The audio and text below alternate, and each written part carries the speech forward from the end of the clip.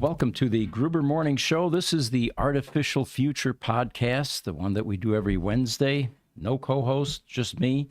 And the picture behind me is of a robot that is actually carving meat. Can you see that there?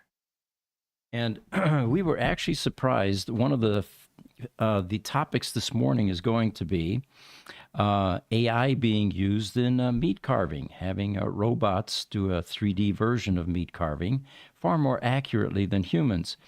And usually when we ask AI to render images like this, anything having to do with knives and butchering, and it declines because it's been trained not to allow those kinds of things to go through. But this one did not disappoint.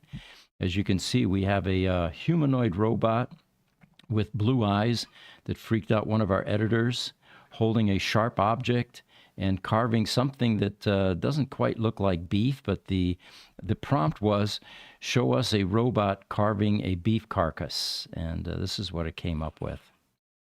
So where this is going, or where this is taking place, is actually in Queensland, Australia. It's a company called Kilcoy Pastoral Company. It's a processing plant there. And what they're doing is installing a one-of-a-kind intelligent robotic system using AI and photonio motion 3D cameras to let robots fully automate the process of beef carcass scribing, as they call it. This is usually a skilled manual task that requires the use of hazardous circular cutting saws, and this operation often involves the risk of operator injuries or inaccurate cutting of the high-valued beef carcass. If you've been to the grocery store lately, you've probably seen how meat prices are climbing. So getting it right the first time is very important. So before cutting begins, even, each side of the beef carcass passes before a series of these photonio motion cam 3D image cameras. They are now selected to capture highly accurate 3D point cloud images, even during the movement of the beef carcass on the conveyor, varying sizes and varying shapes. And then vision, processing, and AI identify the key features of interest on the carcass, which defines where the robot needs to make the incisions. The first robot performs the 2 spine cuts before the camera measures again before the second cuts are made to maintain millimeter accuracy. That's pretty tight. The IR scribe robotic scribing process then figures out where the additional cuts need to be made, which is critical for the boning room success. And this gives downstream workers the right pattern to follow in order to optimize carcass yields. So it looks like we're getting more accuracy in butchering using artificial intelligence. Looks like we've got our first like from Sud Hakar.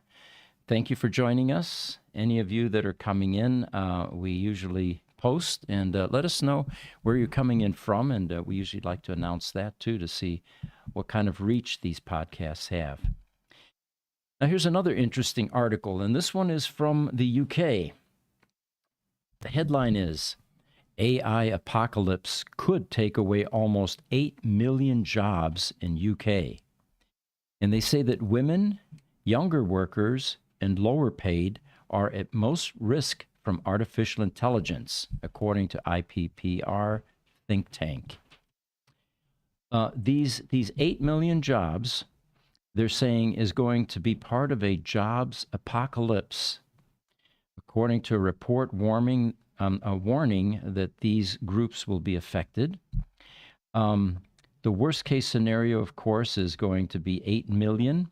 And they say that the tasks that are mostly affected are going to be routine cognitive tasks, including database management, scheduling, and stock taking, which was already at risk, they say, with potential to displace entry-level and part-time jobs in secretarial work, administration, and customer services.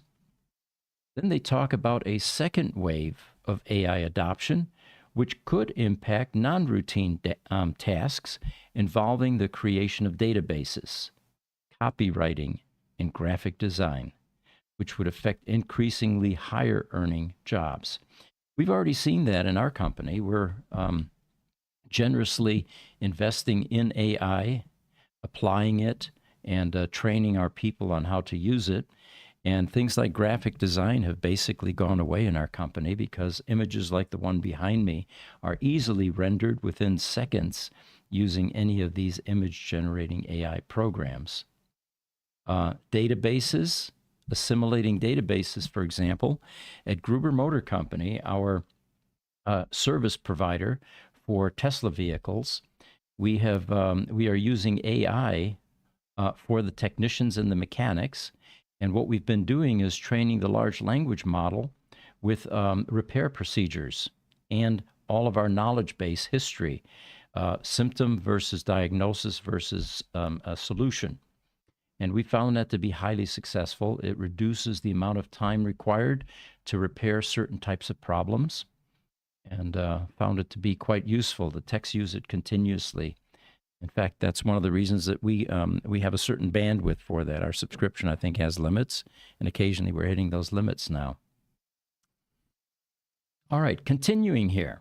Here's an article, headline, "After death, you are aware that you've died," say scientists. They talk about people who have had near-death experiences, talk about floating around the room, being aware of the medical team working on their body, or, of course, the white light that we often hear, the white light tunnel. The time of death, they say, is considered when a person has gone into cardiac arrest, which is the cessation of electrical impulse that drives the heartbeat. As a result, the heart locks up.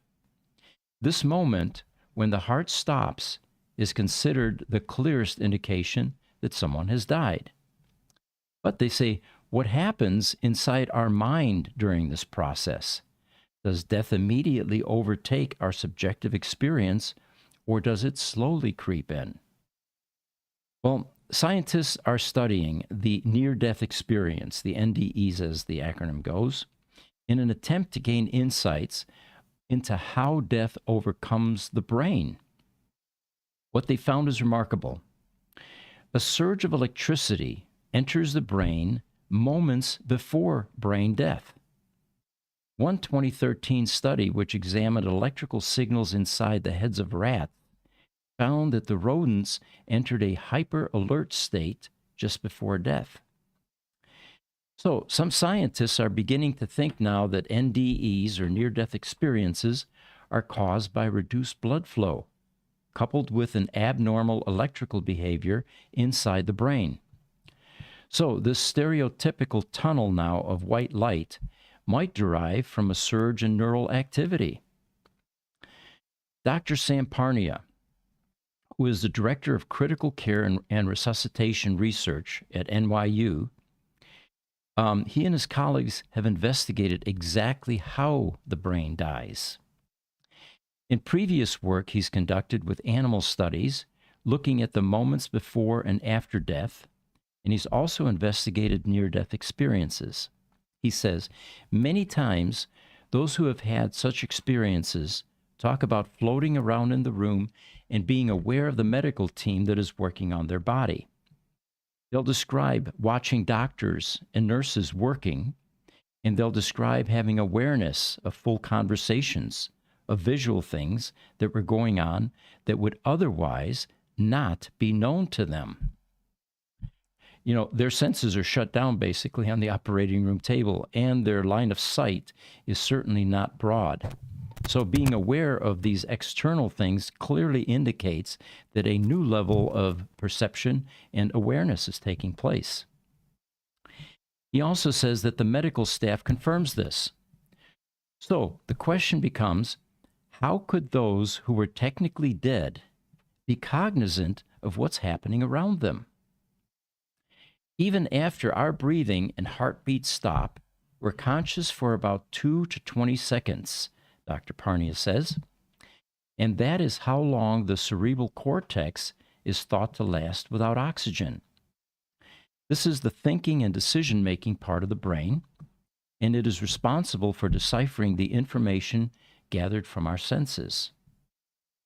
Now, according to Dr. Parnia, during this period, you lose all your brainstem reflexes, your gag reflex, your pupil reflex, all that is gone. Brain waves from the cerebral cortex soon become undetectable. Even so, it can take hours for our thinking organ to fully shut down. Then they talk about CPR. Usually, when the heart stops beating and someone performs CPR, cardiopulmonary resuscitation, this will provide about 15% of the oxygen needed to perform normal brain functions. If you manage to restart the heart, which is what CPR attempts to do, you'll gradually start to get the brain functioning again. The longer you're doing CPR, those brain cell death pathways are still happening, and they're just happening at a slightly slower rate. Dr. Parnia's latest ongoing study looks at a large number of Europeans and Americans who have experienced cardiac arrest and survived. In the same way that a group of researchers might be studying the qualitative nature of the human experience of love, he said, we're trying to understand the exact features that people experience when they go through death, because we understand that this is going to reflect the universal experience we're all going to have when we die. So, one of the objectives is to observe how the brain acts and reacts during cardiac arrest and during the process of death, and during a revival, if that's successful. Exactly how much oxygen does it take to reboot the brain? How is the brain affected after revival? Learning where the lines are drawn might improve resuscitation techniques, which could save countless lives each year. All right, so there you have it. Highlander, welcome. Thanks for joining us. I'm trying to figure out, he says, how AI can help me launch my little T-shirt business. You guys have any ideas? How can Highlander launch his T-shirt business? Social media. Social media, good one. Okay. Images on Instagram would be huge. Maybe having some people wear them around town and tag you, and they put them on their own personal social media, Right. and then they tag Highlander inside it or his business account. Yeah, that'd be good. And by the way, Aaron is a social media expert. He's our guru. He's constantly working in social media, so there's a bit of advice for you, Highlander. R.C. Robinson's son just joined us. He said, full self-driving will save so many lives. What were you saying this morning, Jesse? What's the percentage of accidents caused by human drivers? I don't remember the number. It's a lot, though. It was like 88%, I think you said, close to 90%, which isn't a surprise. People are piloting cars these days. My commute to and from work, there's always at least 2 to 3 red light runners. Yeah. And even last night, Sarah and I went out to dinner, and we stopped at the light at 75th in Deer Valley, and I told her, I said, watch, somebody will run a red light. Sure enough, boom, somebody ran a red light. And that's the car that could have T-boned you if you had not paid attention. We've gotten to the point, my wife and I, where we don't immediately react when the light turns green. We're looking both ways before we do anything. And like you said, a percentage of the time, it's life-saving.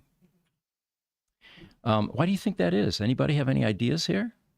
I think it's just as the city, I feel like I see it more in Phoenix now because we had such a big boom in the early 2000s, and then we had a big boom in around 2008, and it seems like we're going through another big boom with some of the political things that's been going on for the last few years. And it just feels like that more people are in a hurry to catch that, yellow turning into a red instead of, hey, let me just back off the gas pedal here. They just have to push it. I see a lot of left-hand turns too. where it's like, it's going yellow, so everybody's trying to go there. Then the arrow turns red, and there's 2 or 3 more cars that follow right after, even though it's red. Right. Yep. And everybody's in a hurry these days. And after COVID, it looked like police presence had declined somewhat. So, there's that may be another cause. Here in Phoenix, by the way, we have a geriatric population that comes and floods our streets during winter. They come from the Four Seasons areas, and it's a predictable driving method. Those are not the people that are running red lights, though, I assure you. In fact, yesterday, there was a woman in front of me. We were supposed to take a left-hand turn, and you know how people just won't get out in the intersection so that 2 or 3 cars can go? She was sitting way back by the crosswalk without moving. The light goes yellow. What does she do? She sits there. That is the most frustrating thing, because now if you've got enough oncoming traffic, this could go on for 15, 20 minutes, Yeah, it's not uncommon to sit at a red light, for 2 turns, Right. because somebody doesn't know to pull out in front or or is afraid to go unless it's completely clear. Yeah. And doesn't realize that when the light begins to go red is when you go and take your turn. But anyway, we're getting off on traffic issues here. Highlander, Des says, go retro on the tees, like the old Crazy Shirt stores in the 70s and 80s. I think you've got something there, Des, because my 12-year-old granddaughter was over a week or so ago, and she needed a shirt. They were going back east, my wife and I, and they need an extra shirt. So my wife pulls out an old T-shirt of mine, and it was a retro T-shirt, something about oil on it, right? And my granddaughter fell in love with that. She says, oh, Opa, can I have that, And you're right, I think retro is in, at least for that generation. Highlander, thank you for that information. That's very valuable. I appreciate it. Thomas says, Pete, will I be able to get an autograph of you in Flachau? Oh, absolutely. Thanks for joining us, by the way. It sounds like you're overseas in Europe. We'll be mingling. My son and I will be there. My wife will be there too, actually. And I don't know when the speaking engagement is, but we'll be omnipresent during those 2 days. And for those of you that don't know what we're talking about, there's a Tesla takeover in Europe, the first one. They've done 3 in the United States, in California. This is a Tesla takeover. About 1,000 Tesla owners or Tesla cars are going to show up, so probably more owners or more people. And it'll be the first one in Europe. There are a number of European Tesla clubs that will be attending this. And I saw the list of countries. I mean, we're talking Scandinavia, Portugal, France, of course, Switzerland, Austria, Italy, Eastern Europe. So it's going to be a fun event.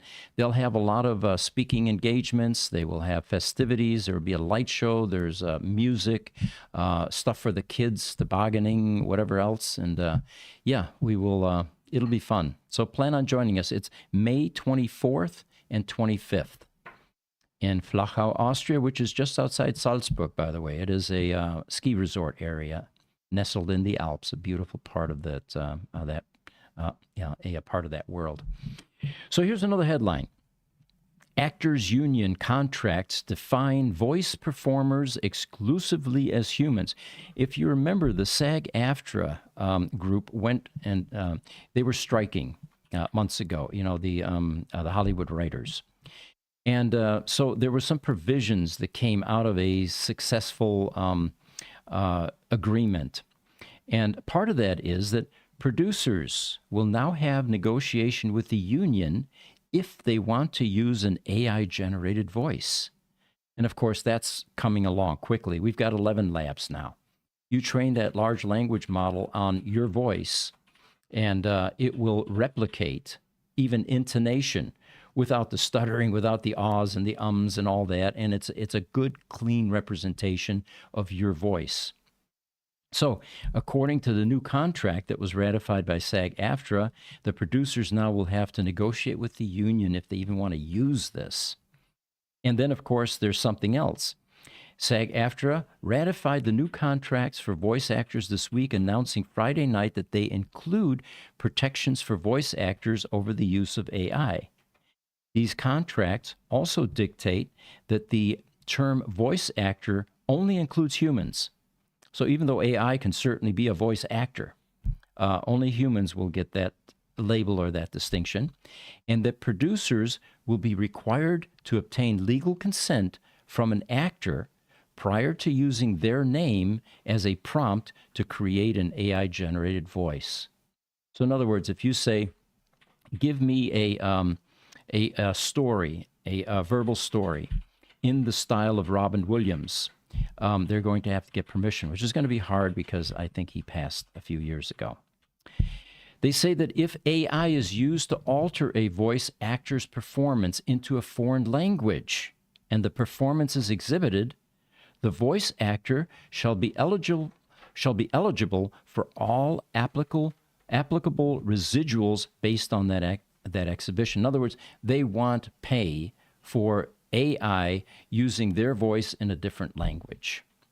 Producers are also required to notify the union and negotiate with them should they choose to use an AI-generated voice rather than a human voice actor in production. So we've got a lot of caveats and a lot of rules. And of course, rightfully so.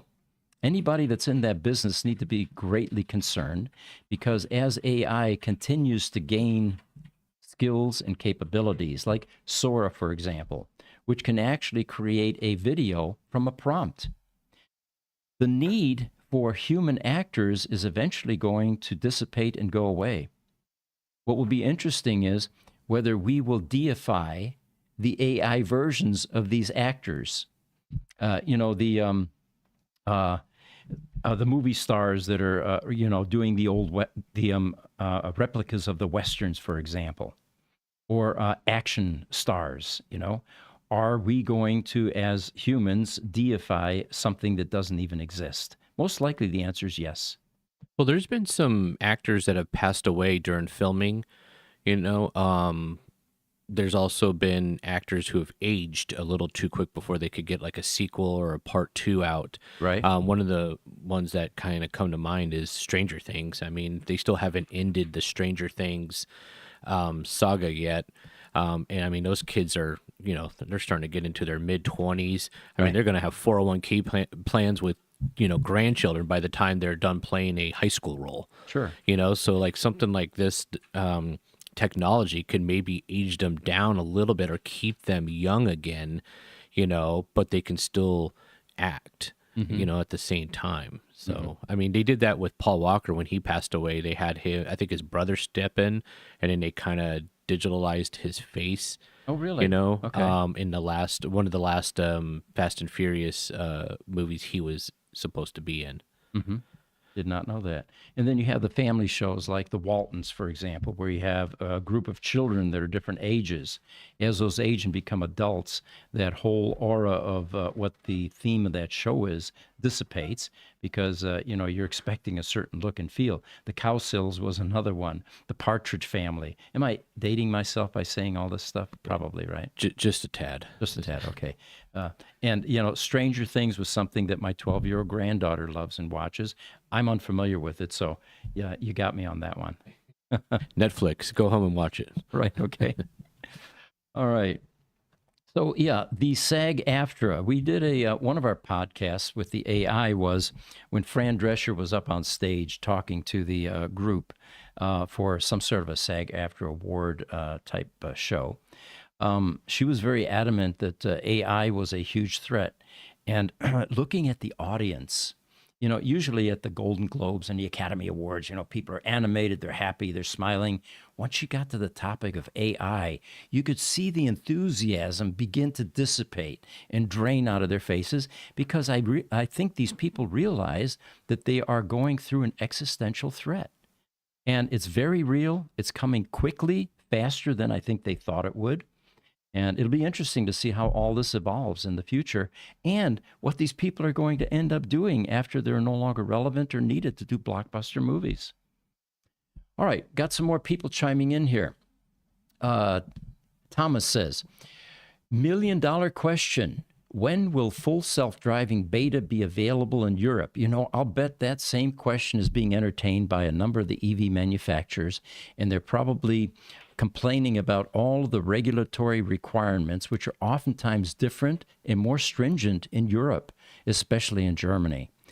So we'll have to see if those things get cleared and get resolved. But Europe needs it just as much as any place else on the planet. We were talking earlier that the number of accidents caused by humans will dissipate tremendously once we get AI driving these cars.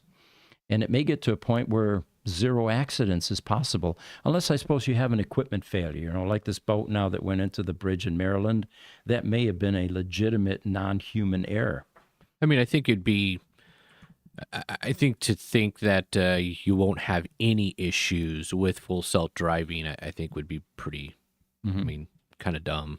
There's always going to be some type of issues that are going to come up with newer technology and technology like this. But I think what it does, it reduces a lot of human error, which human error is way more faulty than technology has been. We're saying that humans are far more glitchy than machines. Yes. Okay. And of course, it'll affect industries, body shops, paint shops. There will be a reduction. Highlander, Muskegon, Michigan, June 15th and like 16th, plenty of barbecue. He's talking about an event that's taking place there. And lots of sun, good times, lots of great speakers. Sandy Munro's going to be there. He's confirmed. I will have my clan tent there as well. It's a Scottish event, apparently. And so mark your calendars. And that is in where, Highlander? Muskegon, Michigan. There we go. I missed that first part, even though I said it. Say hi to Sandy for me. I'll probably be I'll be back from Europe by then.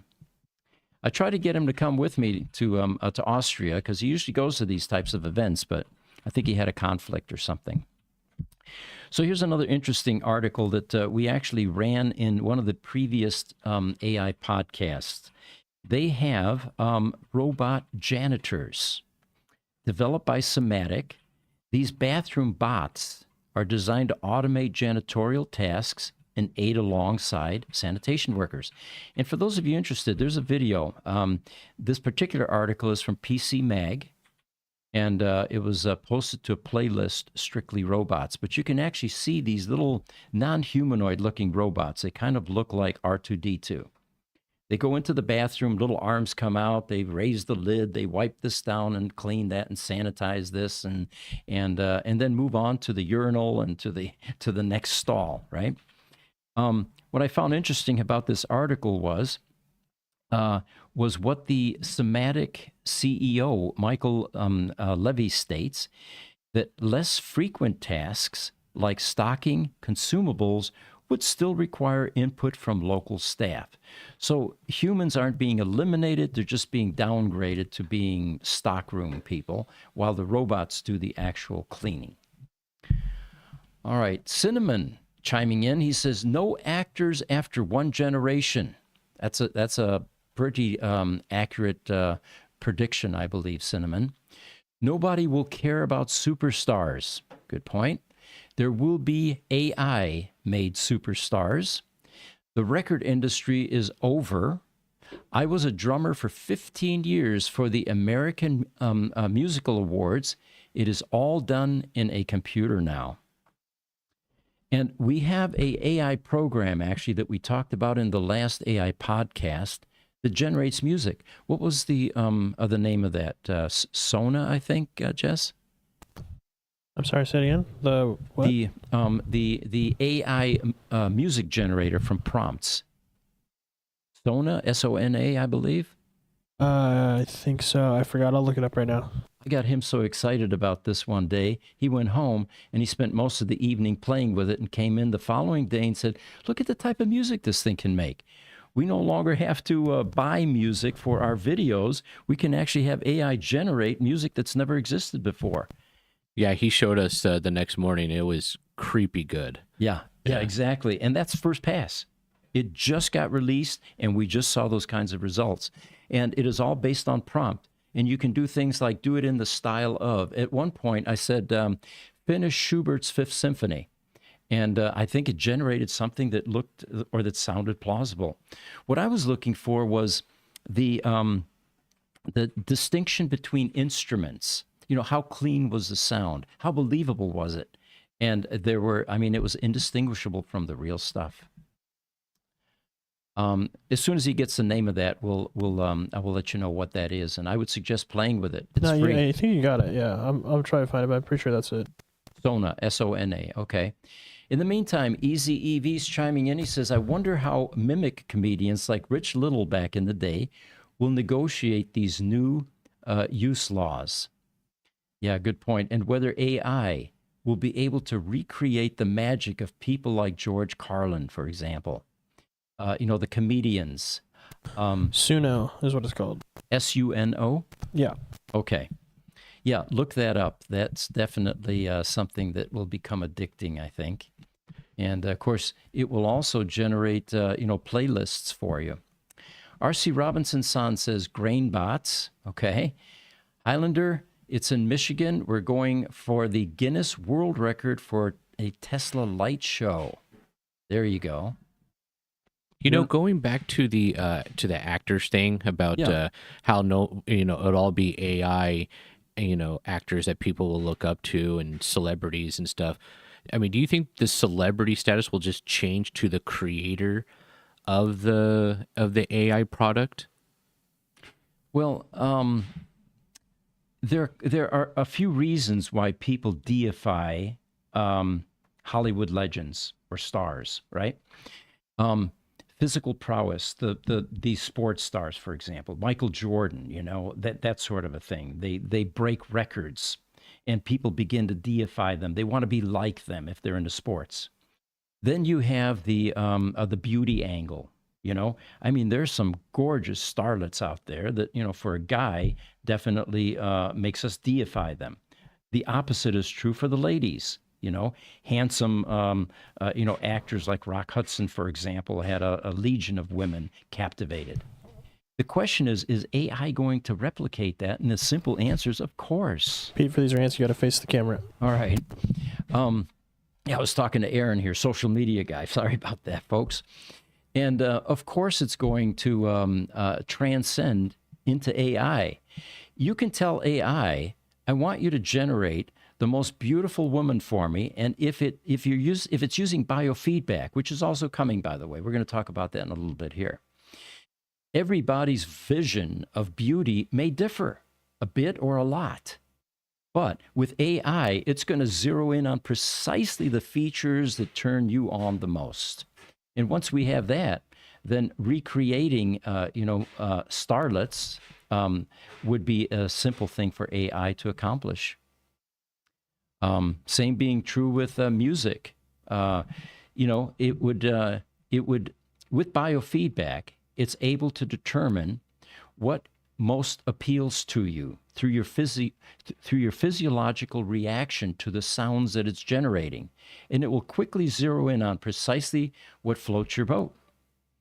So looking forward to all of that, by the way. So it's no longer guesswork and trial and error and, buy the album and realize that all the other track. Oh, you don't buy albums anymore. That's right. Sorry. I'm dating myself again. Never mind. All right. Here's another one. Headline: Sam Altman hints at the future of AI and GPT-5, and big things are coming. This was in an interview with Lex Friedman. Lex is, by the way, an MIT artificial intelligence researcher and a prolific podcaster. So while Sam was on his podcast, they were talking about plans for GPT-4 and GPT-5, which is the next generation from OpenAI, and as well as his temporary ousting as CEO in the lawsuit with Elon. But we won't get into that in this conversation. With GPT-5, it is currently an unofficial name used to refer to it, but since it's still being developed, even Altman says that it is not conclusively the name that they will be using, and they don't at this point know what it will end up being named. He does, however, give somewhat cryptic quote about the nature of OpenAI's upcoming release. And he says, "What's the big one? Or what's the one big unlock? Is it bigger? Is it a bigger computer? Is it a new secret? Is it something else?" It's all of these things together. And later on, they complain about the fact that he tends to talk in riddles. And then he followed up by stating that he and his colleagues think that what OpenAI does really well is multiply 200 medium-sized things together into one giant thing. And he specifically confirms to Friedman that this applies especially on the technical side. When they talk about the leap from GPT-4 to 5, turns out Altman does say that he's excited to see the next GPT iteration be smarter. So there's one clue. Friedman then asks Sam to blink twice if we can expect GPT-5 this year, which Altman refuses to do. Instead, he explained that OpenAI will be releasing other important things first, specifically the new model, currently unnamed, that Altman spoke about so poetically, GPT-5. All right, so it looks like better things are coming than GPT-4. He did say that they were working on some pretty important things right now that is being kept tightly under wraps. And people would like to know, of course, how large the advancement in AI we're about to see is. So, Pete, Yeah. can we just pause for a second and think about that? Like right now, as we're doing this podcast, we all think about how great GPT-4 is. We use it all the time. We use it for everything. It's become one of our primary tools, right? Yep. And before that was GPT-3. We were using that, 3.5. As we're doing this and reporting on this right now, they're there in the lab making something right now that's going to, like right now, there are engineers out there that are creating the future, and we're going to see it soon. Yeah. And we were equally impressed with GPT 3.5, blown away. 4 came out, and one can only imagine how, what the later versions are going to be. It's an exciting time to be alive, is it not?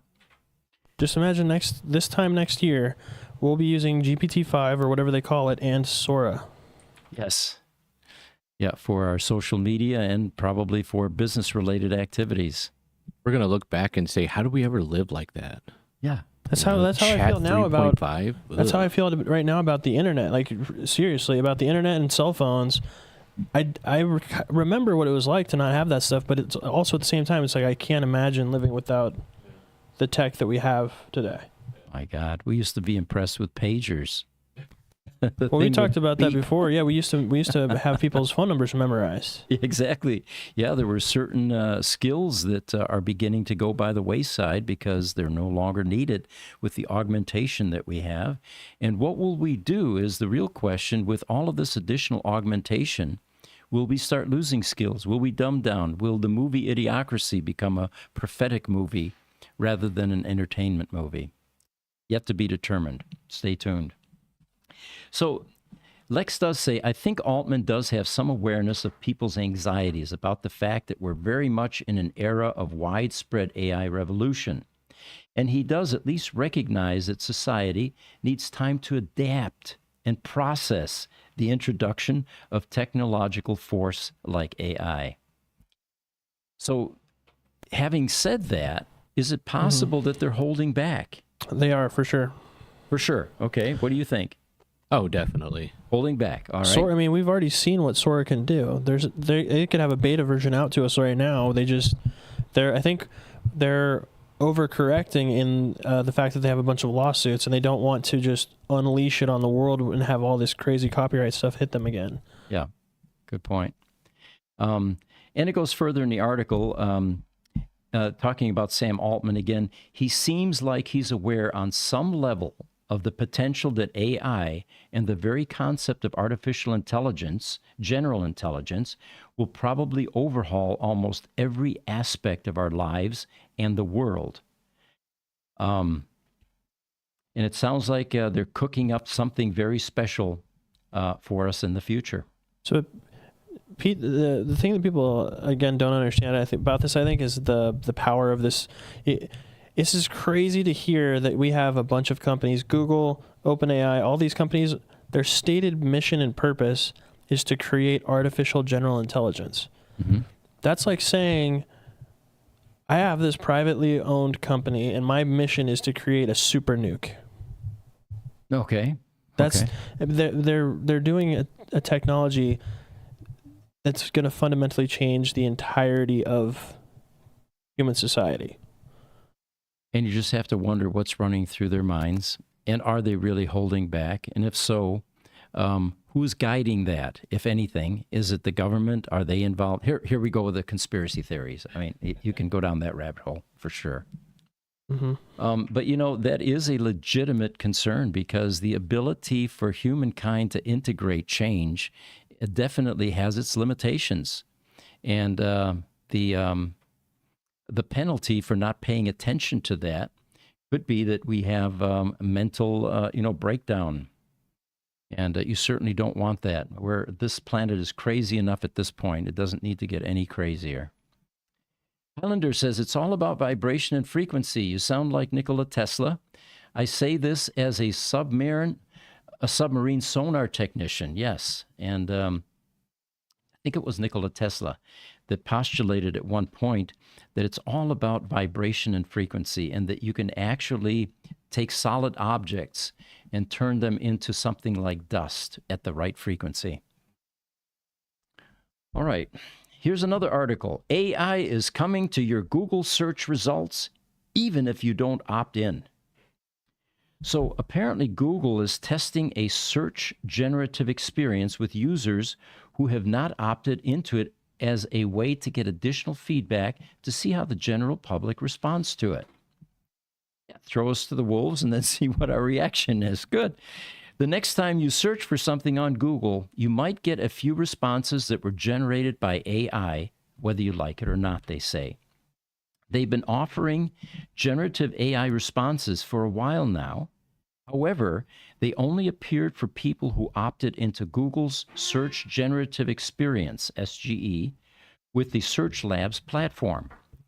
Now it's instead offering those responses on a subset of queries, representing a small percentage of the search traffic that comes through the platform in the United States.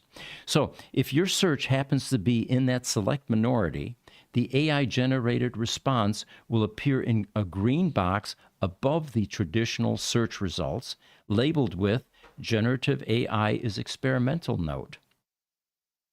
So if you're seeing that, you're one of the few that's been selected as a guinea pig for this new capability. According to Search Engine Land, Google is currently showing the results in situations where it thinks generative AI can be helpful to the response. Specifically, situations where someone has asked a complex question or where it might be useful for them to get a variety of responses.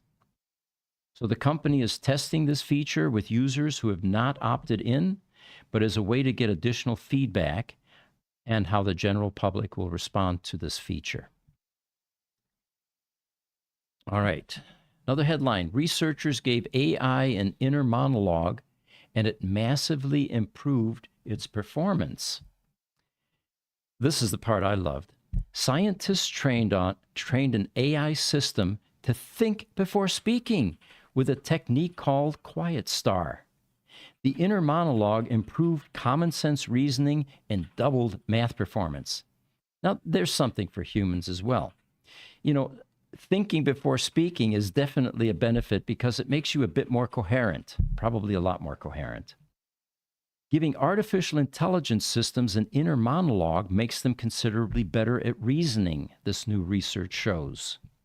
So this method trains AI systems to think before they respond to prompts, just as many people consider what we should say next before we speak.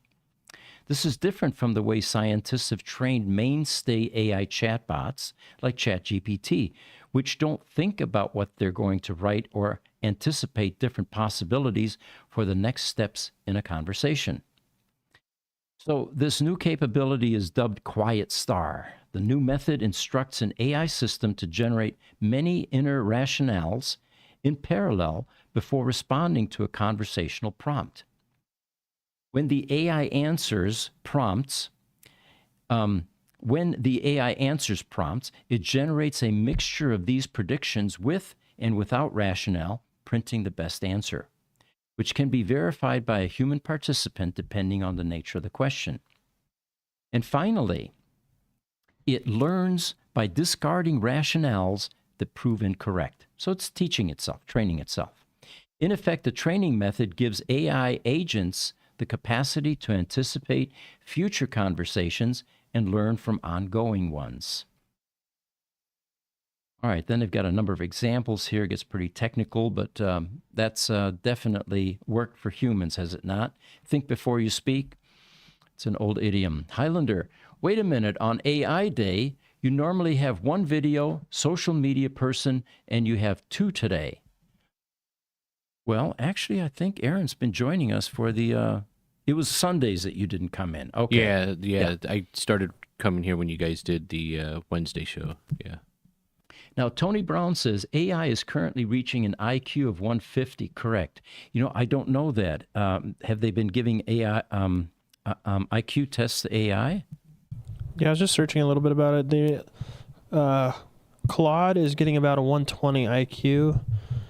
Just so that people are aware, average is between 85 and 115, with 98% of humans score below 130, and where AI is hitting 120 regularly.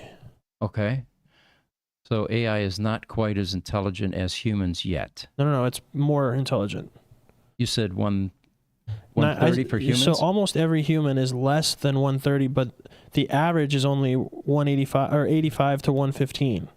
Oh, okay. So it's about 5 points above the average, the high end of average for humans. Okay. All right. Well, we'll have to continue to report on that. We're not aware, at least in the short research that Jesse did, of a 150 quotient, but 150 is just way beyond superhuman. That's like, yeah. All right. Here's an interesting one. FDA, Food and Drug Administration, approves the first over-the-counter CGM. CGM is a continuous glucose monitor. Now, I did a bit of research here. Glucose, of course, having to do with an imbalance. If you have an imbalance, it creates a disease called diabetes. Well, diabetes is an increasing disease and alarming rates in the United States. According to the CDC, a report in 2022, cases of diabetes have risen to an estimated 37.3 million in the United States alone. What's the population here? 230, 240, something like that, 250? For the United States? Yeah, so we're talking over 10%. Like 340 million, I think. 340, okay. All right, so we're talking just slightly over 10% of the population has type 2 diabetes. Now, this patch that you can now get without a prescription, probably get it at the dollar store eventually. That'd be cool. The patch will alert you if your blood sugar is high, and if you don't need the doctor to see the doctor to buy it. The FDA approved this, and it is a wearable device that makes it easy for people to keep track of their blood sugar levels. There's a picture of this, Jess. If you go to over-the-counter CGM, this is a little patch that you can stick on the back of your arm, or I suppose other places. Now, what this does is it gives more individuals valuable information about their health, regardless of their access to a doctor or health insurance, and it's an important step forward in advancing health equity for U.S. patients. 335 million. 335, okay, population of the United States. So with 35 million Americans, or 37.3 million Americans, we've got a high ratio there that are suffering from type 2 diabetes, which means that their bodies either don't produce enough of the hormone insulin or don't use it effectively. And this can lead to chronically high levels of glucose, a type of sugar in their blood. Now, some people with type 2 diabetes need regular injections of synthetic insulin. And the majority try to keep their glucose levels in check using other medications such as metformin, GLP-1 agonists, or by making, now this is the one that's most important to me, or by making smart diet and lifestyle choices. Diabetes is oftentimes preventable. It may be hereditary, but if you're predisposed, you can take a life path that may prevent you from having to do things like this. It says, however a person chooses to manage their diabetes, it's important to keep track of their blood sugar levels. And rather than relying on regular finger pricks, which can be inconvenient, painful, and a visit to the doctor, of course, and provide only a momentary snapshot, some choose to wear a continuous glucose monitor. Now, this CGM uses a painless sensor that sticks very slightly into your skin. That doesn't quite sound painless, does it? I mean, anything that breaches the dermal layer is definitely going to be felt. I remember going to the doctor as a kid. Oh, this will feel like a mosquito bite. Hell no, it hurt like hell, especially on your fingertips where you have all that sensory input, you know? Do you remember that? I do, unfortunately, yeah. So it slightly pricks the skin, and it's held in place by a patch. The sensor now regularly measures your glucose levels, and you can get an alert via an app when they're high, or even have the CGM trigger an insulin pump. You know, some unfortunate people have to have augmentations on their body somewhere that triggers an insulin dosage through a pump mechanism that's buried underneath the skin. These CGMs apparently last for weeks, provide continuous view of your blood sugar throughout the day, so you can see in real time how diet is affecting your glucose levels. Now, that's the most important part. For me, I taught stress management at the community college level in the 80s, last century, that is. And we use biofeedback devices, biofeedback galvanic skin resistance monitors, to train people that the fight-flight response is something that you're generating in your head through either sensory inputs. A saber-toothed tiger charging you is a legitimate reason for you to go into fight-flight. But remembering the night before something that happened in the past, or anxiety, fear in the future, is not a legitimate fight-flight response trigger. And we taught them to distinguish between those by using these galvanic skin resistance monitors. This little device is something similar to that. You can begin to see, while you're eating that Dunkin' Donuts French cruller and drinking that sweetened coffee, what's happening to your body. And maybe, just maybe, you'll put it down and, stop the process, which is definitely going to make you healthier. All right, so they say they approved the first CGM, the Food and Drug Administration, in 2017. Others have come on the market since then, but they all required prescription. This changed March 5th, this month, when the FDA announced it was approving Stelo, S-T-E-L-O, a over-the-counter CGM developed by medtech company called Dexcom. So there you have it. Another version of AI getting involved in healthcare. And, you can probably have this feed your cell phone and give you alerts, give you the exact, readings and all of that. Okay, got a few things here. Tony Brown. Oh, no, we've already done that. Yep. All right. Here's a professor, dean at the College of Education in Sacramento, California. His name is Alexander Sidorkin. And I like this article, and I called it A Voice of Reason. The topic here is, my use of AI is none of your business. What he's talking about here is, should individuals be compelled to disclose their use of AI in creative and professional content creation?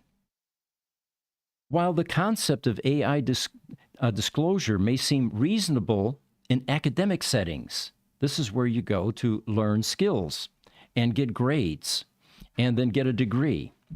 Its application in the business world, he says, is not only unnecessary, but also an encroachment upon intellectual property rights and a manifestation of societal prejudice.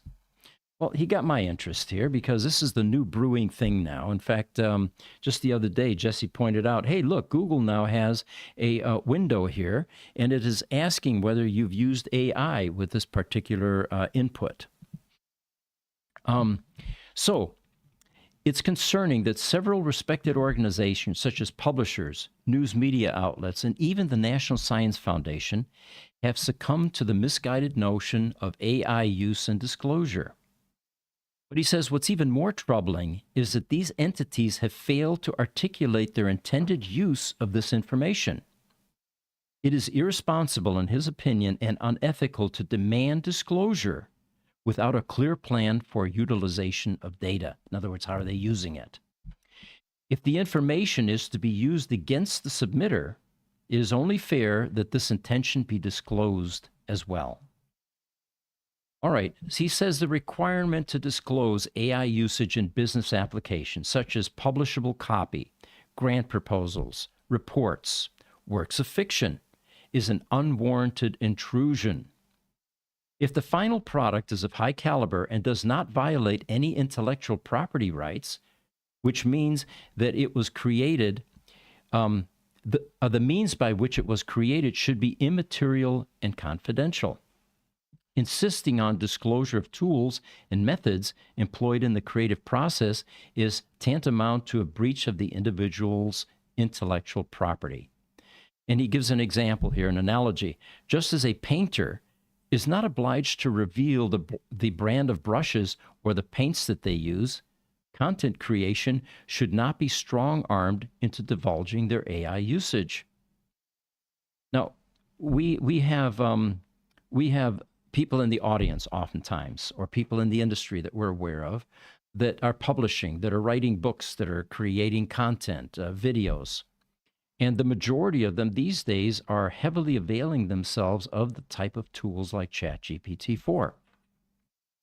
He also says, moreover, the perceived need for AI disclosure is rooted in a pervasive societal bias that portrays AI as a menace to human creativity and intelligence.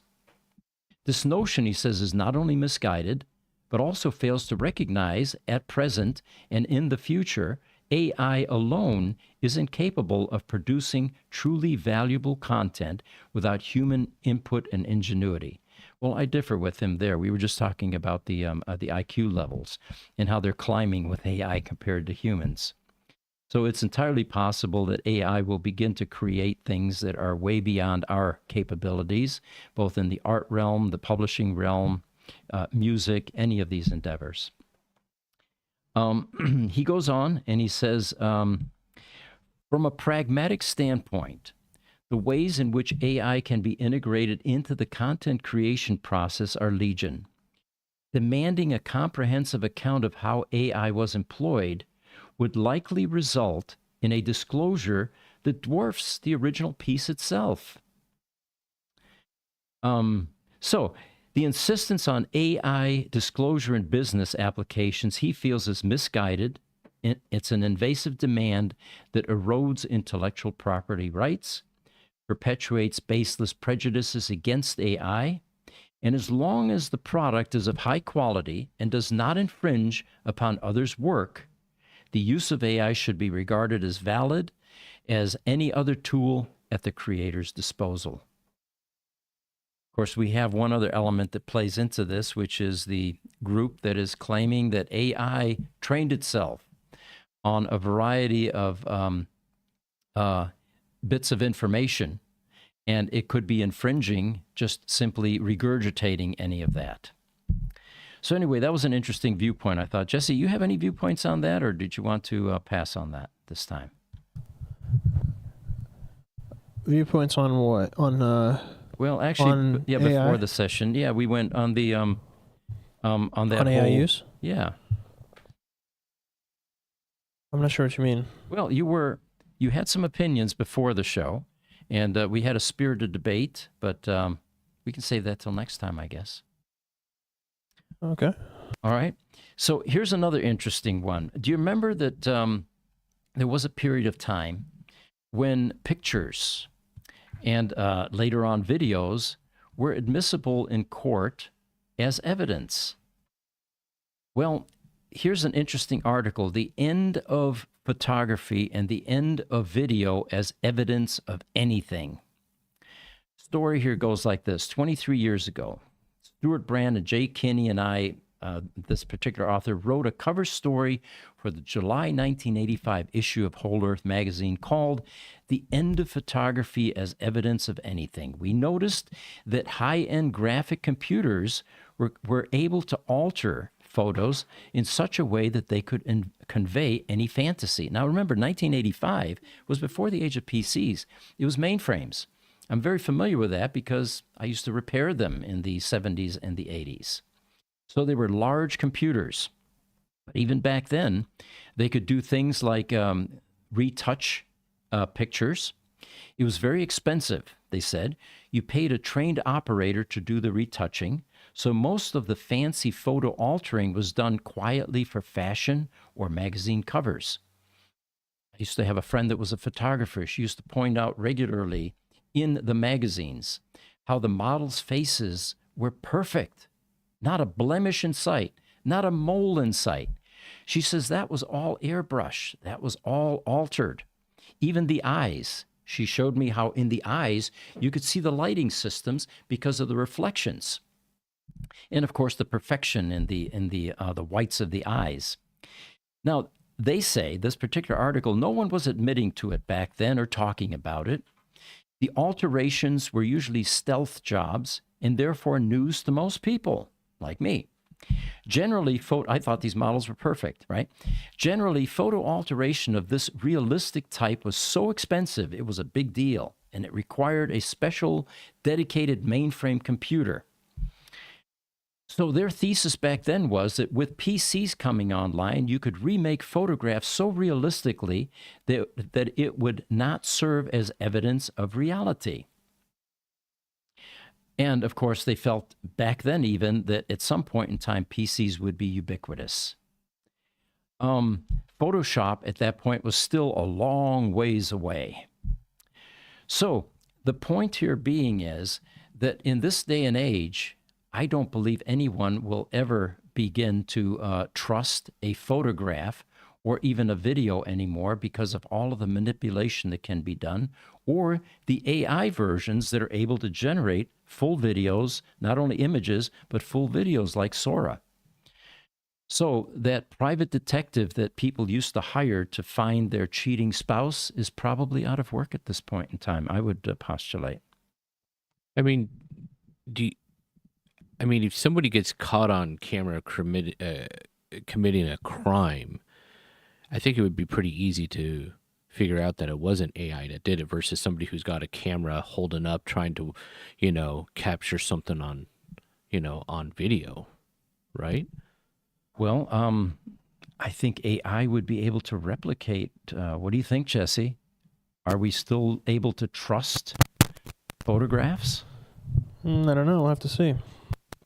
Okay. Like using the ship that crashed into the Baltimore Bridge the other day. I mean, there was a security camera. I believe, I can't remember what the camera it was exactly, but it was pointing towards the bridge, and you can actually see, the ship come over, go right at the pillar, and then impact, and then you saw a couple seconds later the bridge collapse. That's a security camera that should be on a secure line. You would think that AI wouldn't have anything to do with that because all it's doing is just capturing what's going on in front of the camera versus me, hey, I see somebody breaking into my car and I have my phone up. Am I using AI to alter that video at that time or after the fact? Mm-hmm. So I would think, some video would still be okay to use. Would still be relevant. Be relevant and be accurate. Yeah. Well, time will tell. I don't have a strong opinion on it. I think that the nature of reality is going to tweak so much in the future. It's going to be very difficult to distinguish what we are currently comfortable with defining as reality. Highlander says, please feel free to delete this media team. The U.S. government pays poor people to poison themselves with soda pop. Okay. He also says community college technical schools are the only way to go, in my opinion. And then also, other than the military, as far as education goes, top notch. All right. I thought there was warning labels on soda pop. like with cigarettes and stuff. I thought there was a warning label saying that consuming too much sugar could lead to diabetes and tooth decay. And Yeah, I don't know that. Any of you want to chime in? Yeah, are there warning labels now on soda cans? So here's another interesting article. In a first, scientists use AI to create brand new enzymes. Well, they say this breakthrough means that custom enzymes for almost any chemical reaction could, in principle, be designed. Living organisms are remarkable chemists, they say. And this is from a professor, David Baker, biochemistry at UW. Rather than relying on toxic compounds or extreme heat, they use gentle enzymes to break down or build up whatever they need. If we could create new enzymes that would put renewable chemicals and biofuels within reach, that would be great.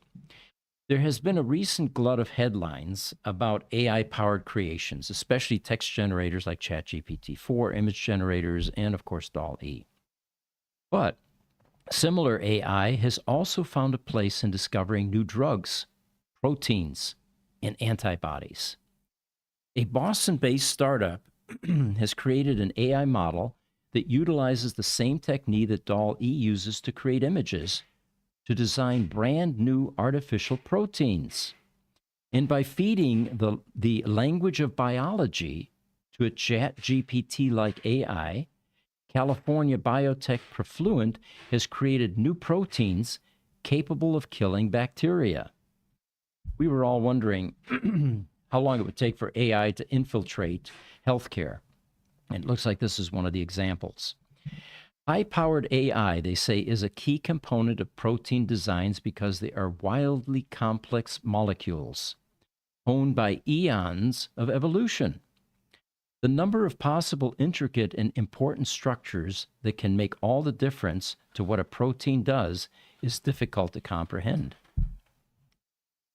All right, so we'll report more as we get any medical breakthroughs. Guys, we've got more to go here, but we've run over an hour. Do you want to continue or should we wrap? We should wrap. Okay. One final thing I want to leave you with, and the city of San Jose, California has initiated a controversial project leveraging AI to detect homeless encampments within its limits. This sounds like government grant money to me. This sounds like pork. Yesterday, I was driving home, and freeway underpass I normally go under. Usually there's a couple, three homeless people. This time there was a convention there. It's growing. I don't know if it's going to take AI to detect homeless encampments. So the city of San Jose definitely has some funding available, and they're using that. And they're actually using municipal vehicles to gather data on tents and vehicles that may be serving as home for homeless people. All right. Now, of course, the concern here is it could inspire other cities to use tech in solving social problems, shaping AI and surveillance policies. And that's, of course, what everybody's afraid of. How much surveillance are we comfortable with? Those of you that read George Orwell's book, 1984, probably have some strong ideas about that. And we'll broach those in the next AI podcast. Appreciate you all joining us. We'll see you next week. I'm Pete Gruber.